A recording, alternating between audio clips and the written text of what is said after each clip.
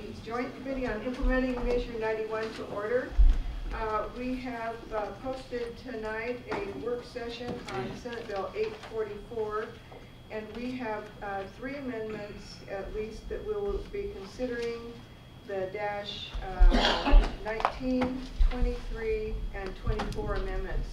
So perhaps we could just ask Adam to kind of summarize where we are. We have our legislative counsel, Mark Mayer, available to describe the amendments in more detail, but I think perhaps just a status report of where we stand tonight would be in order. So Adam.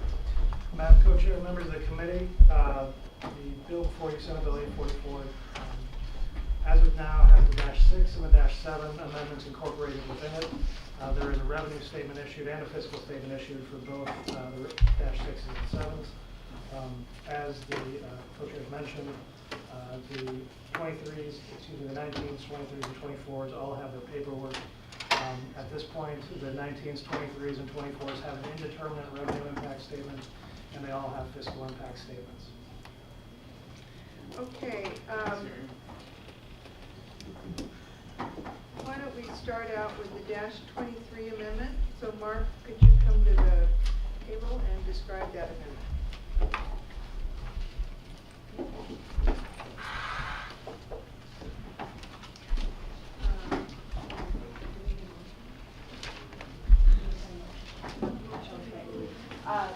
Madam Co-Chair, I move we adopt the -23 amendments.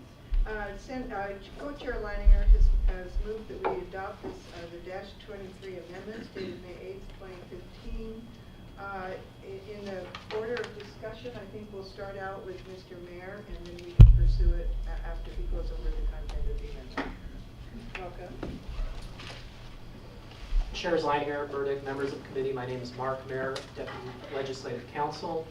I'm here to discuss these 3 amendments and any of the other amendments that we've drafted in the last 48 work hours. You guys would like to discuss as well.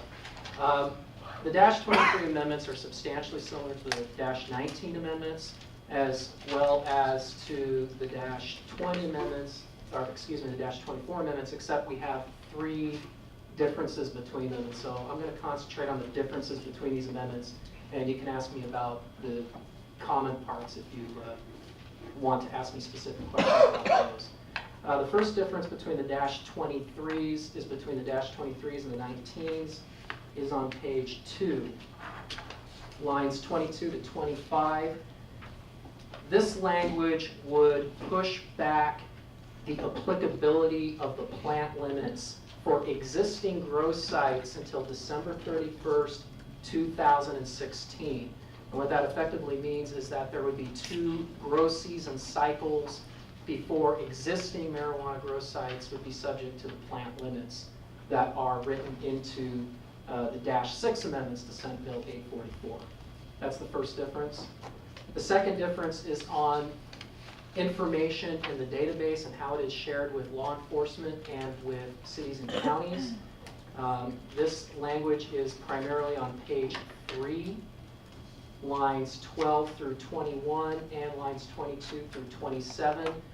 There have been a lot of different variations of this language. This language would allow the sharing of information with law enforcement or city and counties, except in those instances in which the city or county is opted out of allowing a dispensary or processing site to be located in the city or county.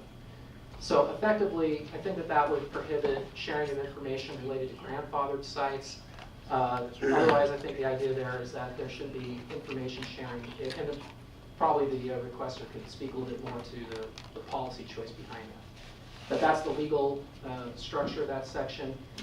And then finally, the opt-out section is probably the most significant difference, and I'll discuss that last. The local option in the -23s is different than the -24s in that underneath the -23s, the governing body of a city or county can go ahead and adopt an ordinance prohibiting the establishment of a dispensary or marijuana processing site, but then they must refer that to the people for their approval for the next statewide general election. So basically they can adopt the ordinance, And then at that point, they have to refer it to the people. The ordinance does not take effect until approval of the people at the next statewide general election. This is pretty standard boilerplate language for that type of provision. Subsection 3, page 5, lines 24 to 29, requires the Oregon Health Authority to suspend registering these sites between the day of adopting the ordinance and the date on which the election takes place, so that there will be no activity until they would know the actual outcome of the election. The grandfather clauses for this local option, if you look at page 6 through 7, the grandfather clauses specifically for when a city or county refers this to the people, it would apply to, it would not apply to, these ordinances would not apply to a dispensary if it is registered before the date on which the governing body adopts the ordinance and is a land use applicant whose land use application is deemed complete by our city or county. So not the date of the election, but the date on which the ordinance is adopted, that is the date on which the grandfathering takes place.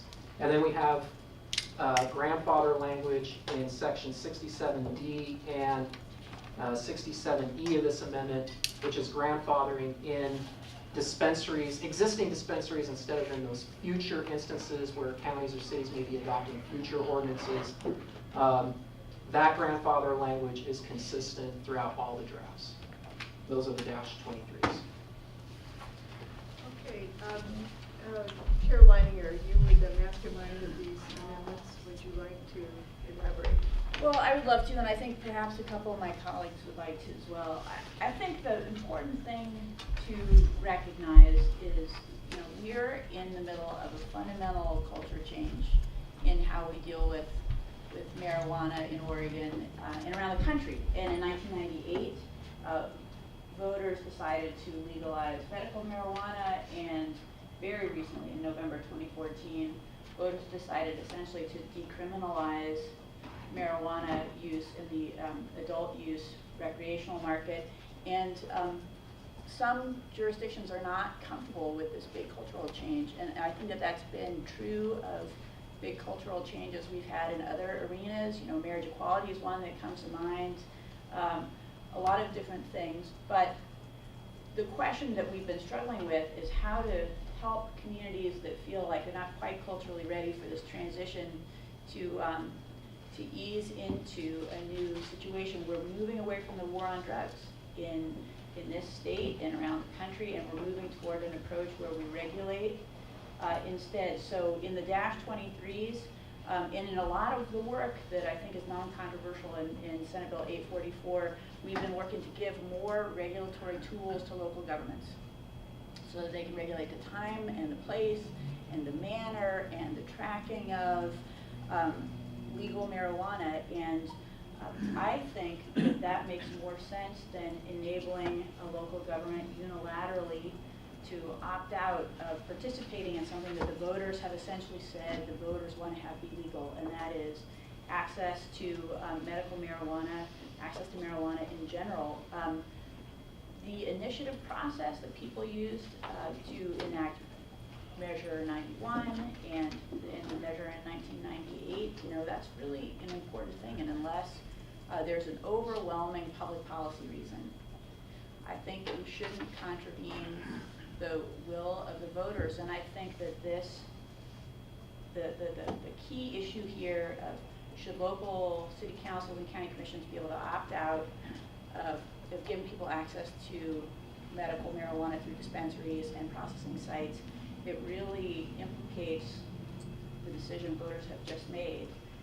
And we know, I've heard conversations among people who say that, once it happens in the medical marijuana front, we'll certainly transpose it over to the Measure 91 front. And I think that would open the door to people having really lost some of the rights they just tried to win when they successfully undertook the ballot measure to legalize under Measure 91. I think that we could end up if local governments can unilaterally opt out without having the people in that community have to say, yes, that's what we want to do first, we could end up in a situation where very few cities in Oregon actually offer access to dispensaries and licensed processing sites. And I think that that'd be bad on a bunch of fronts because it will hurt patients' access to medicine they need. I think that it will encourage the black market to continue rather than decreasing it, which is an overall goal that I think we all share. And I think it really opens the door for local opt-outs and all kinds of controversial ballot measures and state laws that not everybody likes, because we're a diverse state of people, and I think there are plenty of laws that not everybody supports and likes, but when they're statewide, they apply to all of us. I think that the best approach for us right now would really be to recognize we've got a ton of great work in Senate Bill 844 that is non-controversial, that is really positive, that applies regulatory safeguards, enhanced tracking, enhanced tools for managing marijuana. Set that all aside while we try to think through this final issue of how we're going to deal with opting out in a way that everyone could live with, and move forward with the Measure 91 work. I don't want to see us get to an impasse. I don't want to see this committee stop operating together, but I do think we're in a place where reasonable people have sincere differences of opinion.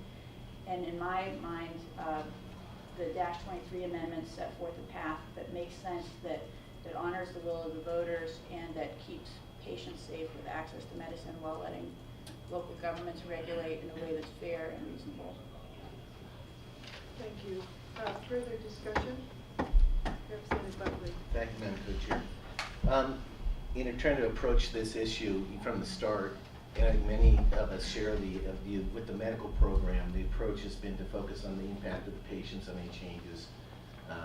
Like many of you on this committee, I've been involved in working on the medical program now for a decade, with that focus of what does it mean to serve the patients, the people of the state of Oregon who legally access medical marijuana and have it benefit their physical conditions and make their lives better. So that's the priority of how I've approached this work, and I think many of us have. I think we all have a challenge in front of us on dealing with bringing an unregulated market into regulation and how that gets done. And we also have concerns, legitimate concerns of communities as this issue evolves. And that, in the -23s, that's what we have attempted to address. And all 5 House members met to try to talk through what that balance might be.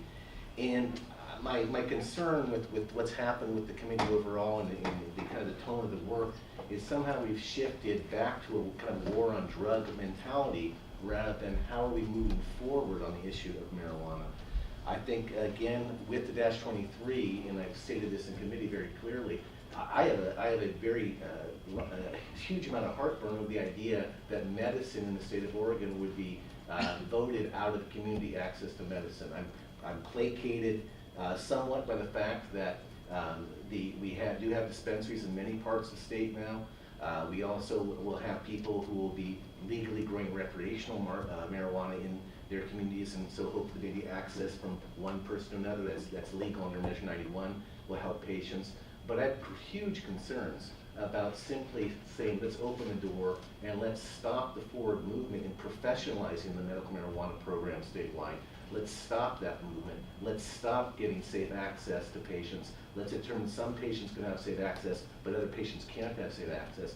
To me, that's an incredibly difficult issue. And I believe that the provision that we've offered in the -23s is a compromise. It says to local government officials, if you sincerely believe that in your community that your people do not want this, then you simply have to pass that resolution that says that we're saying this to the ballot and the process and license stop. It seems to me a very legitimate compromise to offer to try to address those concerns. In regard to the efforts on the black market, we have to, I think that we're fooling ourselves if we think that we are going to solve the issues of the black market in a single piece of legislation. I just think that's just not going to happen. And I think that we have to be very conscious of the idea that what we do, believe it or not, colleagues, sometimes what we do it has unintended consequences. It's happened at least 3 times I can think of. And what we're trying to do is with the date that we've been discussing, and it's been frustrating for me because there really has not been allowed any discussion of what this date means.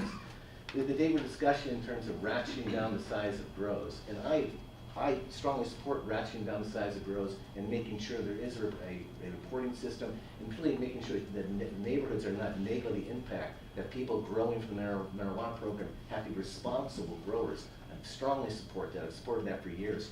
But as we do this, all we're asking with the December 31st, 2016 date, which again is a compromise from the medical marijuana advocates asked for June 17th, all we're asking for is the opportunity to see what happens as we bring the recreational license for growing into play.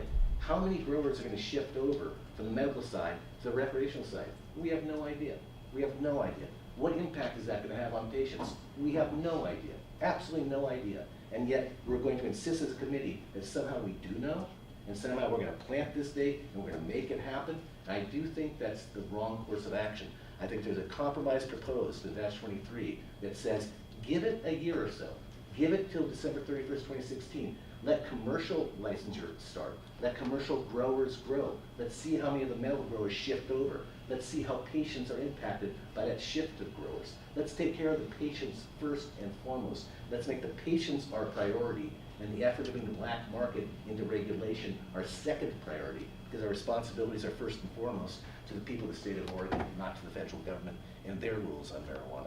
I could go on and on, Madam Chair, obviously, but I strongly support the Dash 23. We worked, Representative Olson was great to work with on the idea of how data sharing might work under a provision. I think we've done a good job of compromising. I would encourage the committee to support the Dash 23. If you cannot support the Dash 23, I would encourage, like Co-Chair Langer said, that we table it and we put it aside and get to work on the Measure 91 bill that will incorporate much of the great work the committee has done thus far. Thank you, Madam Chair. Thank you. Further discussion, Representative Hill. Thank you, Madam Chair. Now, co-chairs.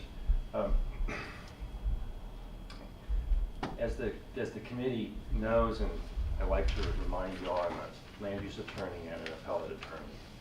And when we first started the committee, we all had as an opening statement where we were coming from in terms of looking at Measure 91 and how we'd approach it. And I think almost all of us stated that we wanted to follow the will of the voters as it's set forth in Measure 91.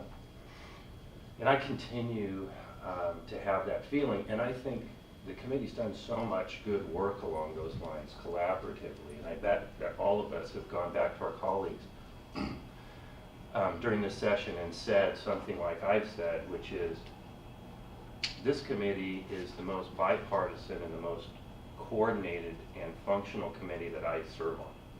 And it's really refreshing, and I really like that. And I'm really proud of the work that we've done so far.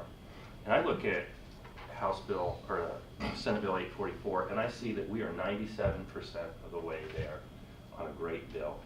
And we're hung up on this local option thing. And that's what discourages me about considering local options that do not acknowledge Measure 91's existing opt-out provisions, because the voters said what they wanted to happen right there. And if we're marching back from that, we're marching back from what they said they wanted. In addition, from a land use point of view, and I was talking to Mr. Mayor this afternoon about the Dash 5 amendments that we considered to 844 a few weeks ago, and we were hoping to get back to them because they're unfinished. One of the things that we were talking about is how the land use provisions for both medical marijuana and adult recreational use must be coordinated. The time, manner, place provisions must be the same. The opt-out provisions need to be the same. That's because it doesn't make any sense on the local level to ask cities and counties to do their time, manner, and place provisions one way for medical marijuana and another way for adult recreational use, when from a physical, practical business perspective, those two entities, those businesses are going to look and function exactly the same. So we're going to have a credibility problem as a legislature if we try to send these local governments down two different tracks. And that's why I think it's about as far as I can go to allow an opt-out provision that, like we see in the Dash 23s, that looks like what the voters adopted in Measure 91, because I don't feel I can march back from that. And I hope, like my colleagues, that since we have a bill that's 97% of the way there, and we have land use work to do on both sides of this issue, both medical and adult recreational use, that somewhere within that work, we may find a better formula for unlocking the key to the local option that we don't have on the table yet. And I could see that. It just needs a little more time. Thank you. Further discussion? I'll just make a couple comments in response to Representative Buckley's comment about protecting the interests of the patients as we move forward. I think this is a discussion, whether it be a deadline issue or other policy steps we can take to protect patients. We can have that conversation in the Measure 91 discussion, more in the spirit of calibrating deadlines or having other measures to protect patients without going through a whole additional growing season with no regulation. But I'm very open to that discussion, as I've told Representative Buckley on many occasions, and I really mean it. So I will not be supporting this amendment, but I am very receptive to the intent behind it, and I just wanted you to know that. Senator Kucinski. Thank you, Madam Chair. Regarding the -23s, I am also supportive of it based on what some of our colleagues have said. I go back to last year during the session when Senate Bill 1531 was passed. That was a opportunity to allow communities to have a moratorium to get comfortable with having dispensaries in their locales. And that moratorium ended on the first day of May of this year. And at this point, I've heard that there's been some that have actually taken steps, I mean, some of the communities even maybe before May 1, to start actually integrating in with reasonable time, place, and manner dispensaries.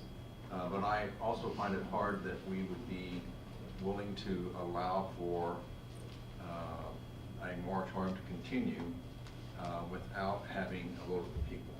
And so this is a scenario, this is the best option I know in the sense of the opt-outs that we have. There are 3 separate opt-outs that we have. So at some point go at least on over one of them. I'll want to discuss another one just before we get there.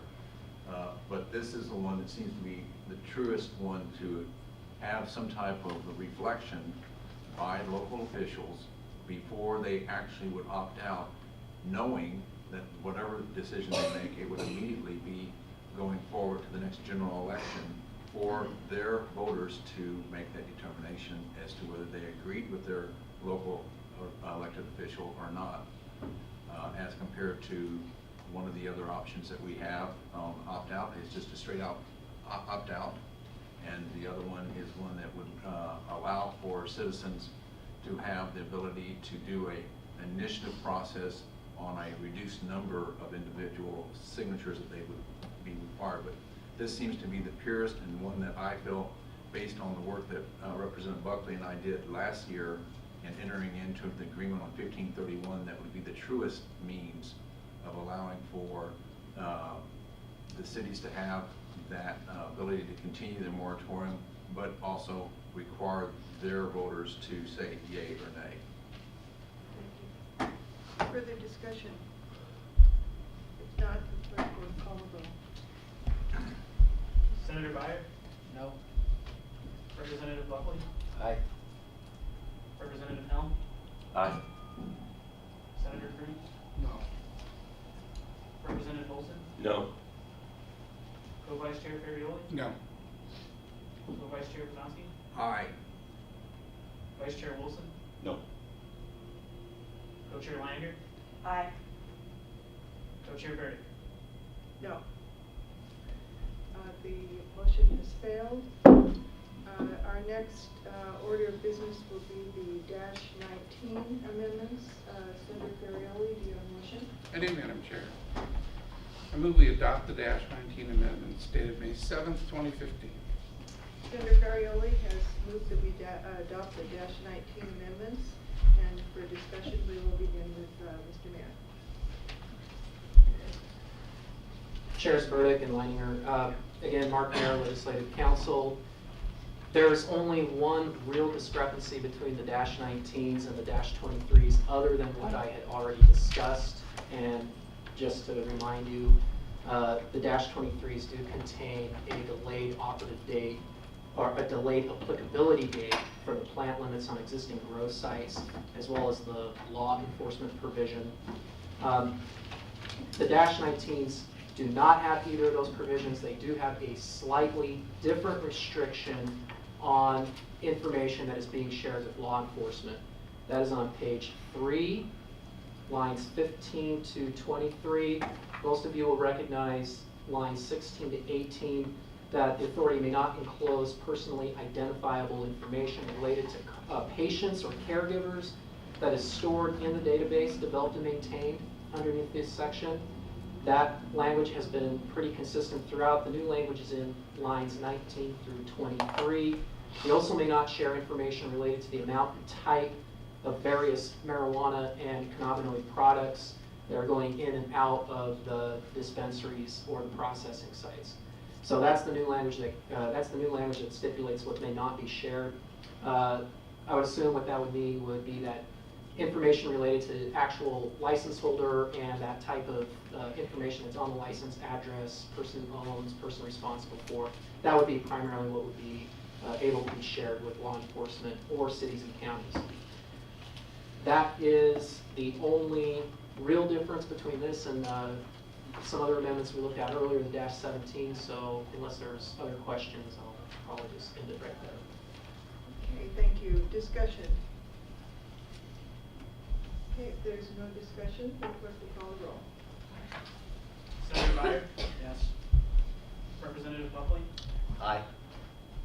Representative Helm? Aye. Senator Cruz? Aye. Representative Olson? Aye. Co-Vice Chair Ferrioli? Aye. Co-Vice Chair Brzezowski? Aye. Vice Chair Wilson? Aye. Co-Chair Leininger? Aye. Co-Chair Burdick? The Dash 19 amendment has been adopted. Our next order of business is the Dash 24 amendment, and Senator Krasinski. Madam Chair, I move to adopt the Dash 24 amendments dated May 8th, 2015. Senator Krasinski has moved the Dash 24 amendment to Senate Bill 844, and for discussion, we will start with. The Dash 24 amendments are, again, they present a local option for counties and cities to opt out of allowing processing sites and dispensaries in the jurisdiction of the city or county. Section 67C, which is being amended into the Dash 6 amendments, lines 8 to 15 on page 1, would allow the governing body of a city or county to adopt ordinance prohibiting the establishment of a dispensary or processing site, but that is subject to the fact that they must do so no later than 180 days after the effective date of the act. So again, there is a time limit on that particular process in this amendment. After that occurs, that section 67D, which is the bulk of the amendment, creates a petition process that is modeled after Measure 91, although there are some significant differences. As in Measure 91, this petition process would allow the electors of a city or county to gather signatures. It sets up filing deadlines. And if they meet all the requirements of the filing deadline and the amount of signatures required, the question will be placed on the ballot for consideration by the voters. I think the important thing to remember here is underneath Measure 91, that particular opt-out language is written in such a way that the city or county electors have to either declare the county to be, for lack of a better term, dry or not dry. So either licensees or no licensees will be allowed. We wrote this one so that the people, they put on the ballot options. Should a dispensary be allowed or prohibited? Should processing sites be allowed or prohibited, or both? Should both be allowed or prohibited? So that's a slight difference. And then the other difference between this and the opt-out provision 91 is that this only requires a 4% signatory gathering, as opposed to the 10% that is required under 91. Although I will draw to the committee's attention that constitutionally chartered counties are only subject to a 4% signature requirement as well. So that's a fix that we need in the 91 bill. Those are the two differences between this language and that language in 91. Oh, except that on page 3, sorry, we do have a grandfather clause. Again, so an ordinance prohibiting the operation of a medical marijuana dispensary or processing site under this section does not apply to dispensary if a medical marijuana dispensary is registered under 475314 before the date on which the ordinance takes effect, and the dispensary is in compliance with applicable ordinances of the city or county, or is a land use applicant whose land application is deemed complete by a city or county. So unlike the grandfather clause in the dash 23s, this would also pull in time, place, manner ordinances for allowing a grandfather dispensary to exist, and we have the same language for processing sites. Again, the grandfather language for the existing processing sites and dispensaries in section 67E and F is the same throughout all the different amendments that we're looking at today. Discussion. Thank you, Madam Chair. Colleagues, I had the dash 24s, the dash 25s, and the dash 26 drafted, knowing that I wanted to ensure that if a city or county was going to take action, that they had a time-sensitive, limited time to do it and not let it go into perpetuity. My concern is I could see where a community could wait until right before a general election or just after a general election and then pass an ordinance that would in fact keep individuals who would want to ask for some type of redress not to be able to do it for another 2 years. And so to me, 6 months should be plenty of time. That will set up a stage that for those who are going to do it, we'll have to have it completed no later than the end of this year. We know that by the time we get everything signed, and it will allow for citizens who disagree with what their cities or counties do to be able to have an opportunity to gather the signatures, to have it placed onto the ballot in 2016. The grandfather clauses are very important to me, and that's one of the reasons I was willing to make this motion, as well as the 180 days. The 4% gathering, reducing it from 6, was essential for me to be able to go here. The reality, if I had my way, I would go with the dash 25s. The dash 25s is what was in the dash 23s, the mandatory referral. I don't have my way. So with that, understanding you can count votes, we saw what happened on dash 23s. I know where we're heading, and that's why I was willing to go to the dash 24s. The last thing I'd like to say, and this is for the cities and the counties who may think they are going to go this route, don't think this is going to keep your citizens from being able to get their medicine. As much as I agree with Representative Buckley, I will do everything in my power to ensure that those patients will have access to their medicine, even if it means delivery services into the county or into the cities. Thank you. Further discussion, Representative Buckley. Thank you, Madam Chair. Mark, I ask on the grandfathering language, I believe there might be a distinction in grandfathering language between the dash 23s and the other versions in regard to the language on page 4, lines 5 through 8. Includes the phrase, in compliance with applicable ordinances of a city or county. And I don't believe that's in the 23s. And the reason I think that's significant is the concern over an ordinance that simply says we won't give a business license to a business that violates federal law. So this would, my concern here is this might put into jeopardy an existing dispensary that this measure, the dash 24s that we're on, would then give a city the ability, take my city of Talent, for instance, if they should so choose, they could say to their 2 existing dispensaries, sorry, you're not grandfathered in because we've decided that we're going to only renew your license if you're compliant with federal law. There's a question in there somewhere, sir. Yeah. Chairs Leininger, Chairs Burdick. I have thought through the legal analysis on the time, place, manner, and I know that it would pull that into the grandfather discussion as opposed to just the land use ordinances. So applicable ordinances would include time, place, manner restrictions. I'd have to further think through your analysis, but I think that you are correct. Just listening to it on the spot, that would be an appropriate reading of this provision. Thank you, and I'm not a land use attorney by no one.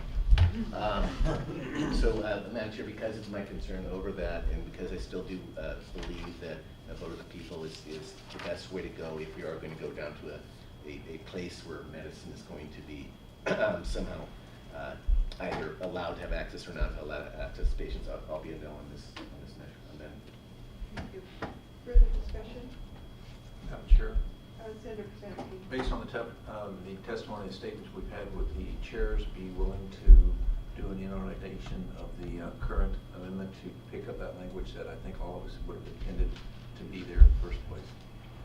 We negotiated that, and you were at the table when we negotiated that. It was never the intention to allow cities to get rid of existing dispensaries or processors based on the federal law. It was issues like, are they, oh gosh, did we accidentally cite one 50 feet from a school, that type of thing. And because we wanted to protect people who had made an investment in good faith and were in compliance with the regulations. So I will make a commitment here that as we move down, before any of this takes effect, that I will be very supportive of making that clear. Mr. Mayor. Co-chairs Burdick, co-chairs Leininger, again, Mark Mayer for the record. I do want to just reiterate that there is a provision in all these grandfather clauses that says that you're not going to be grandfathered if your registration is revoked. And currently, the way that Senate Bill 844 is written, there is an ability for consideration of violation of ordinances by OHA when they're looking at disciplinary action. And I would suspect that that would not generally result in revocation of the registration. But if it's an issue of the time, place, manner, there is language in Senate Bill 844-6 amendments that addresses some of that concern. It sounds like a problem with a solution. Chairman. Thank you.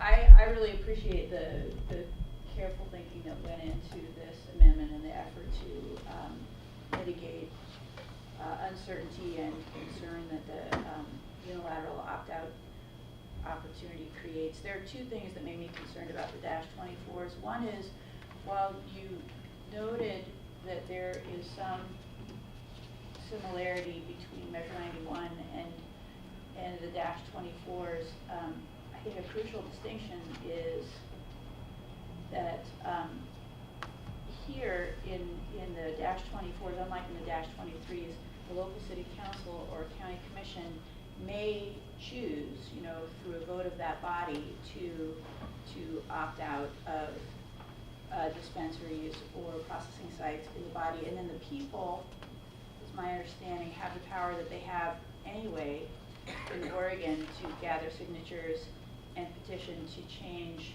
the decision of their electeds, which, given that they kind of just did that with Measure 91, to say let's enable there to be legal marijuana seems, both involve petitions and votes. It seems to me to be quite dissimilar from Measure 91, but I understand it also involves petition and vote. And then I have concern about Section 67F, the provision that Representative Buckley noted also, the idea that you can be grandfathered if you are registered, even if your jurisdiction opt out.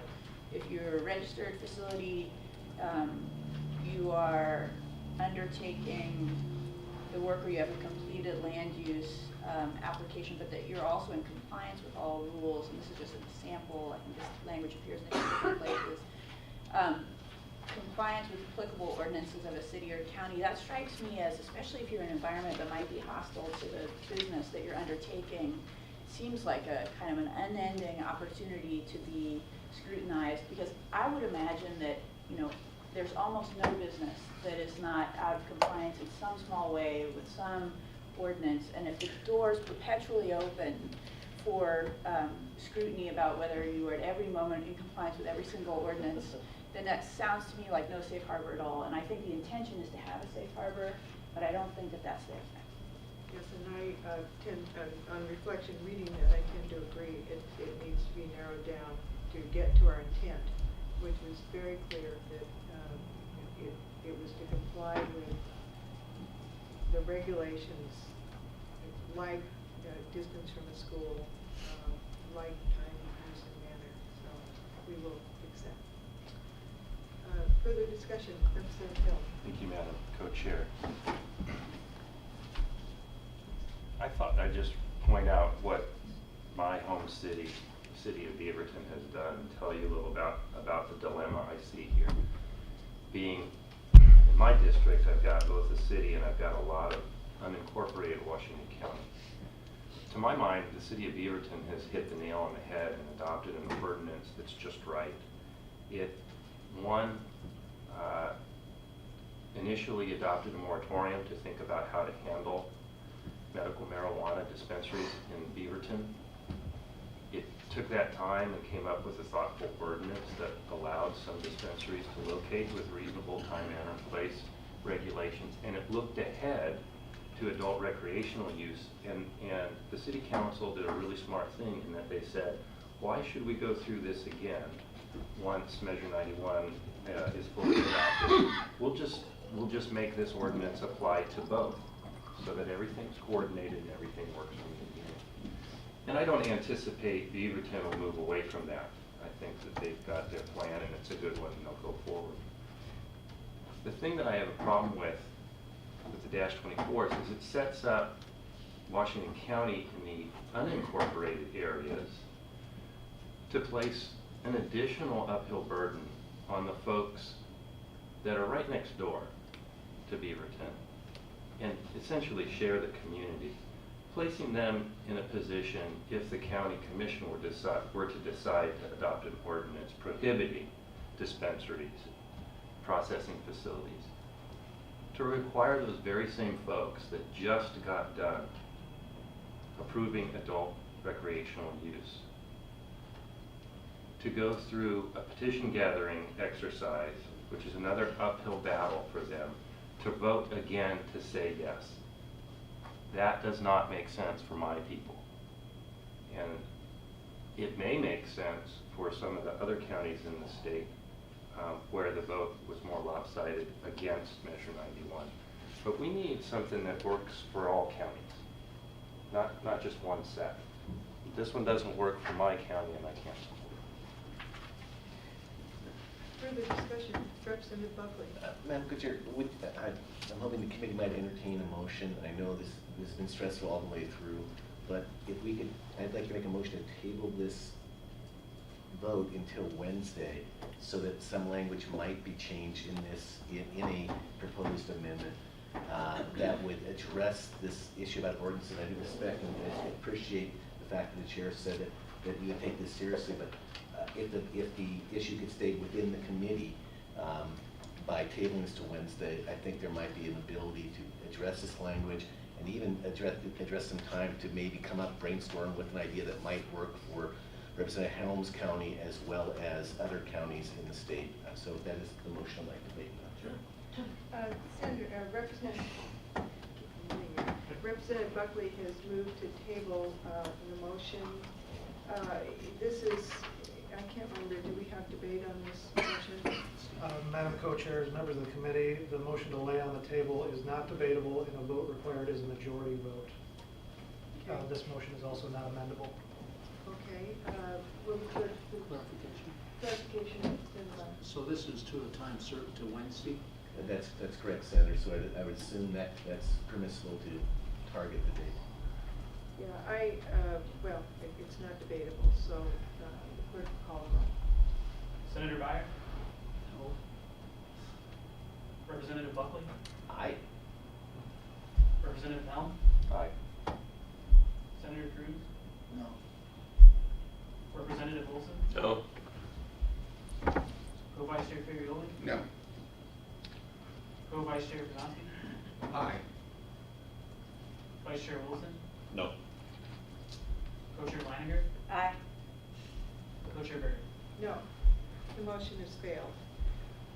So that brings back the -24 amendment. Is there further discussion? Okay, will the clerk please call the roll? Senator Byer? Aye. Representative Buckley? No. Representative Helm? No. Senator Cruz? Aye. Representative Wilson? Yes. Co-Vice Chair Ferrioli? Aye. Co-Vice Chair Pizanti? Aye. Vice Chair Wilson? Aye. Co-Chair Leininger? No. Co-Chair Berry? Aye. The motion has failed. So, committee, we do not appear to have a bill that can gather the required number of votes. So at this time, Madam Chair, Senator Ferrioli, are we still in work session? we are still in work session. If I were to change my vote to no, then I would be on the prevailing side. And if I were to do that, I would ask this committee to consider how far we've come. The instances where I think Senator Pizanti said, you don't get everything you want. And I understand that feeling. And I sympathize with it, I empathize with that. But I would rather this group go together as far as it can go and actually complete its work. And I was fearful that if this motion fails and the committee continues in the trajectory that I think it's going, it's possible the committee's last vote as a group was the one we just took. So the question that I would posit is, if I changed my vote to no and asked for immediate reconsideration and a 5-minute recess, is that something that might affect the outcome and the future of this committee as a group? Can we have a discussion on that? Yes, we can, but I want to ask my co-chair first about what you consider of that. Well, I appreciate that, and I appreciate the suggestion. I think it would be appropriate to take a recess right now for a few minutes for people to talk about where we are before we move forward on that. Okay, we are in recess for 10 minutes. All right, we will reconvene the Joint Committee on Implementation of Measure 91. The -24 amendment has failed, which means that we don't have a bill that we could pass out with any hope of passage. So with that, I'll just let people know that we'll be having a discussion with leadership to find out next steps. This is a great committee. We have worked so well together on so many issues. We are almost there, but we have a legitimate impasse here with good people on both sides. And so while that's regrettable, it's not surprising on an issue this complicated. Senator Pizanti. Madam Chair, if I could just follow up with what you said, just to make certain people who aren't part of our process understand, not only are we looking to be able to pass something out of this committee, but we also have chambers that it have to pass out of, and that's, I think you were referring to. Thank you for clearing that up, Senator Pizanti. Yes, once it gets out of this committee, it has to have the votes to pass on both chambers. And we're not quite there with the bill as it stands. And so at this time, we will adjourn the committee. So we are now adjourned. Yeah, that's right.